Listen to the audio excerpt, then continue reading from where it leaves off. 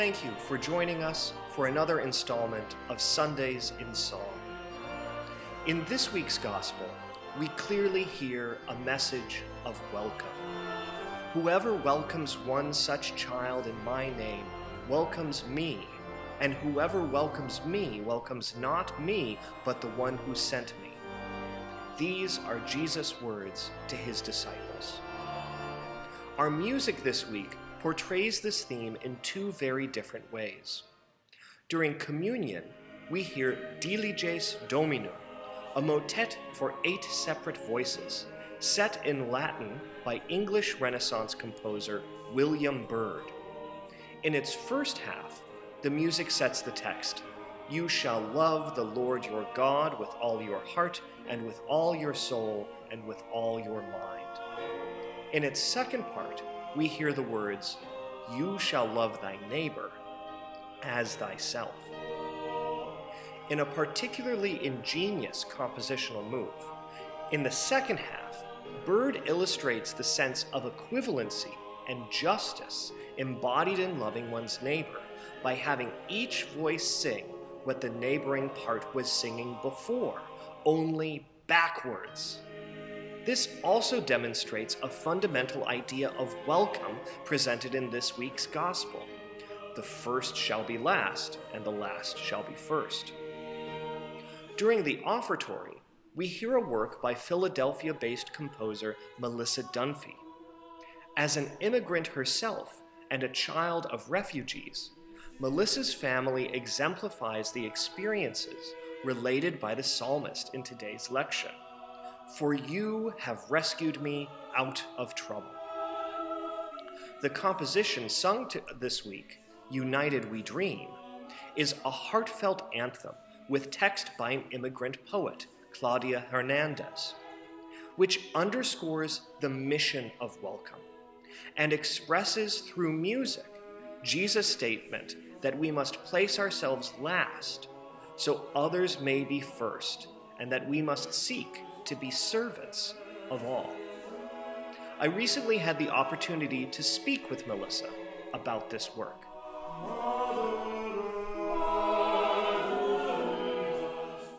I'm here with Melissa Dunphy, composer. We're thrilled to be performing your music here this Sunday.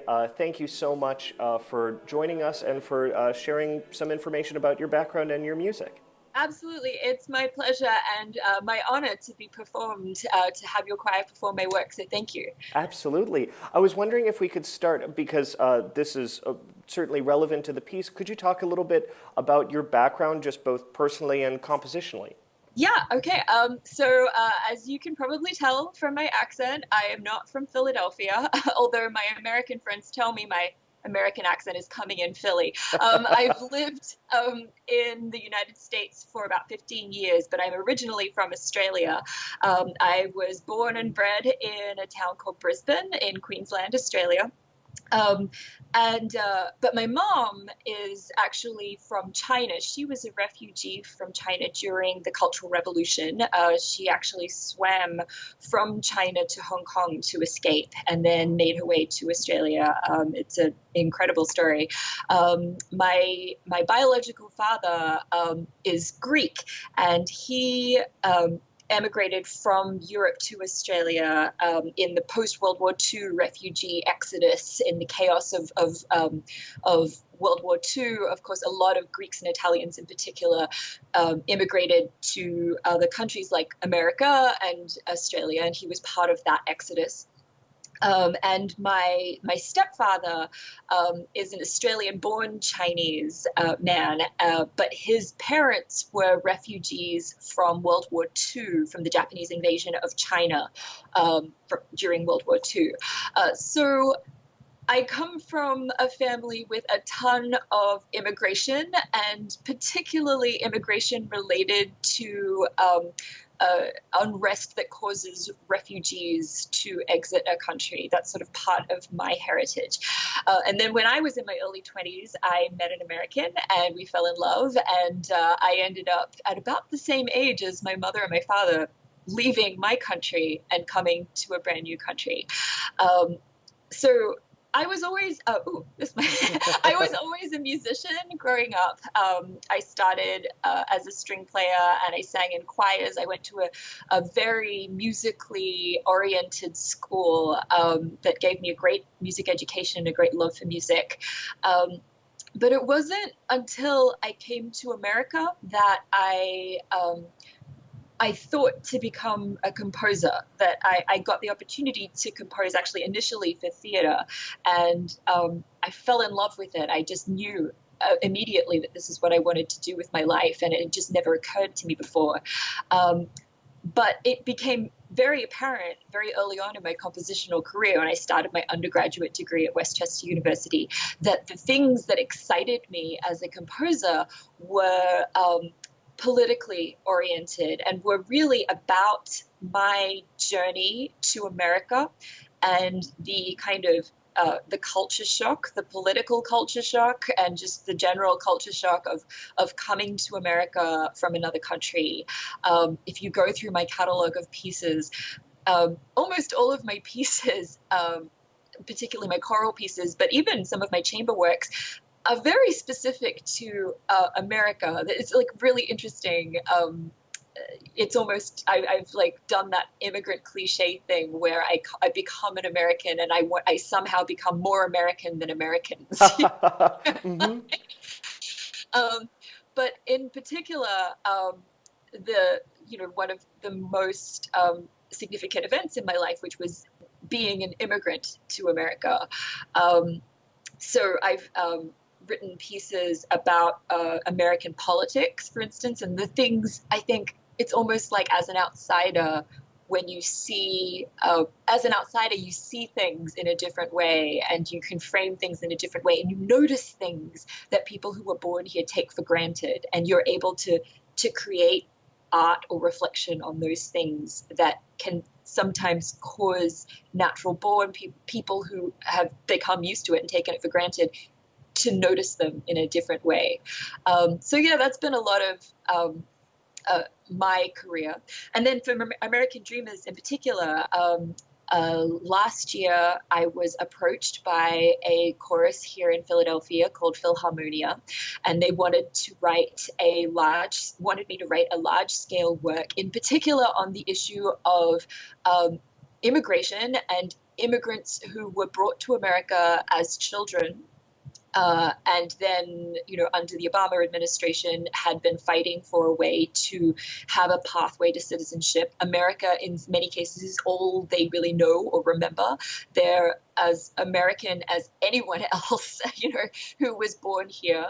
And they wanted the same opportunities that citizens who were given citizenship at the moment of their birth were given. So I was very lucky to be given that opportunity, first of all, by Philharmonia.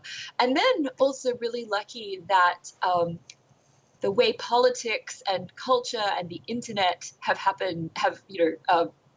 coalesced in the last few years. There is a visible online movement of writers and poets who are undocumented immigrants to America, who are speaking out and writing about their experiences and telling their stories and telling their truths. And I was able to reach out to 5 of these writers and collaborate with them and set their texts for this work, American Dreamers. So we were. It was an incredibly meaningful experience because I'm telling these stories that often don't get told, and because I felt this connection to them through my own family history, but I'm coming at it from a different perspective as an immigrant who came to America on a fiancé visa. It's a very different situation. But that it was a real privilege and honor to tell their stories, and then to have this connection with the audience then, where at the premiere performance back in June, there was an incredibly emotional atmosphere in the room. People in the audience responded to this work with tears and with love and with passion and with a renewed energy to go out and support and fight for these people who have been marginalized and who have been silenced. So what more can you ask for as an artist? This is an Right. incredible, yeah, It's it's an that's incredible opportunity.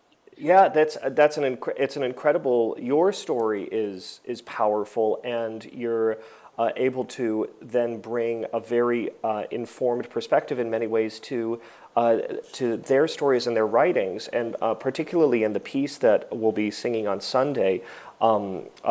United We Dream has this wonderful has a sense of universality to it, but there's almost a folk-like quality to some of to some of that music there, and Yeah. and it really allows us all to sort of enter into a common space, and Yes. I find that very powerful.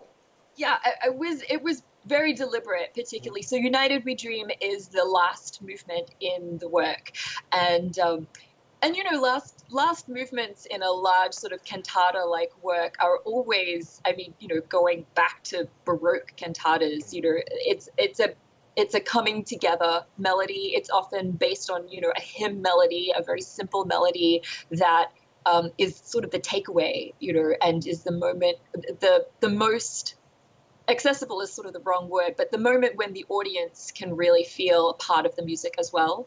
So when I was writing United We Dream, I was listening to a lot of folk protest music, music that was sung and performed and used as a political tool during revolutions in Latin America, during labor movements in the United States. I was listening to, you know, Which Side Are You On, Boys, and We Shall Overcome, Hmm. and these kinds of songs that have an amazing ability to tap into our musical language in the simplest way and create an emotional, uh, communal response, I want to say. Um, so, for instance, it's like when I was writing the piece, I finished writing the piece, and I would get this melody in particular for United We Dream stuck in my head, and I would lie awake sometimes at night thinking, you know, it sounds familiar instantly. Oh no, have I stolen this melody from something? Have I copied something, you know, heard in my youth? And you know, I'm still sort of waiting for the other shoe to drop and someone to come and tell me, Melissa, you stole this melody. But it hasn't happened yet. So I'm hoping that it's an original melody that just taps into that kind of sort of primal depths of our musical language, which I think is sort of buried in folk music, in the simplicity of folk music. Um, yeah, it's definitely the piece that people tell me afterwards is the earworm that they go away singing and hearing, even having only heard it once. They will remember the melody, you know, days, weeks later, and that was very deliberate on my part. So I'm glad that I captured that. Well, we're looking forward to engaging in this communal experience, this communal music on Yeah. Sunday, and hopefully people will leave the service with this in their ears and listen to even more of your music. We're so thrilled to be presenting it. Thank you so much for taking the time and talking with me and sharing with us your ideas and your thoughts and your history. This is really wonderful. Thank you so much for performing my work. Composing is a collaborative sport. We could not do it without the wonderful composers and taking the risk and being so generous to perform our stuff. So thank you so much. Absolutely. It's our pleasure to perform it. Thank you, Melissa, and we'll talk to you Thank you. soon. Thanks again for joining us for this installment of Sundays in Song. I hope that you'll find the music offered this Sunday to be moving and that it empowers you to live out the spirit of welcome in your daily lives. Thank you for listening, and I look forward to singing with you.